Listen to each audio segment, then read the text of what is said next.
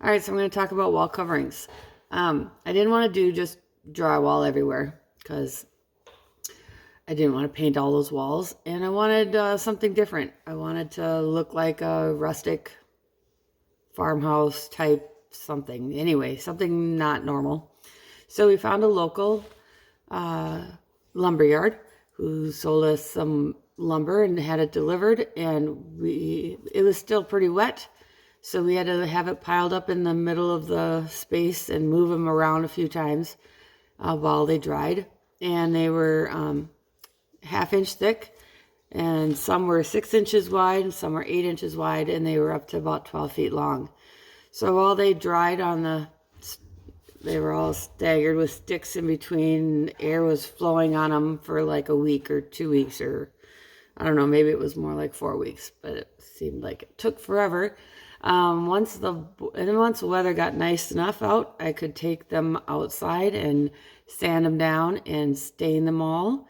I wanted to go with like 5 different colors of stain, so we got like a natural white.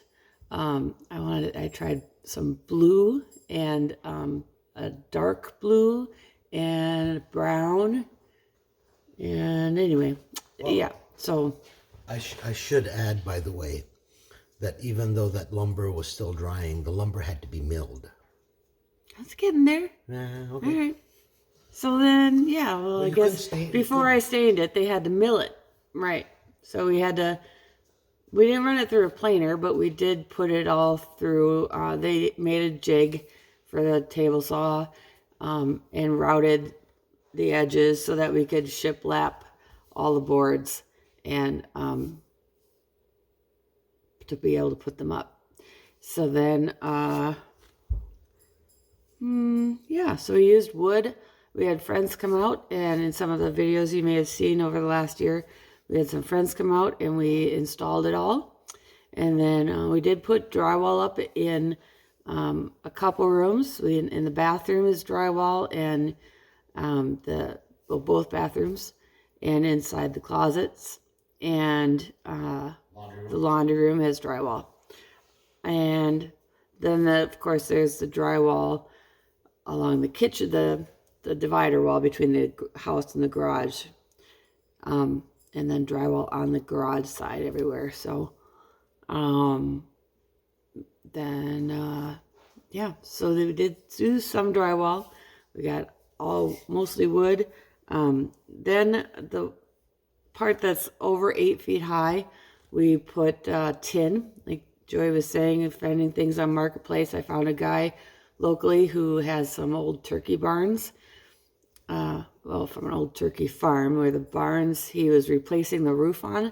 He uses the place as a storage facility now. And he had a ton of steel.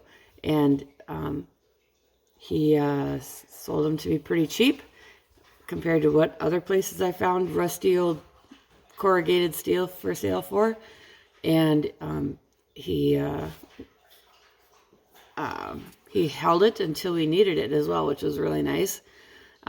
So eventually we went and picked it all up and came in, and then our contractor, or the carpenter that we had hired, and one of his buddies came, and we put J-channel up and made it the part of the walls, all the exterior surrounding the top is the corrugated steel.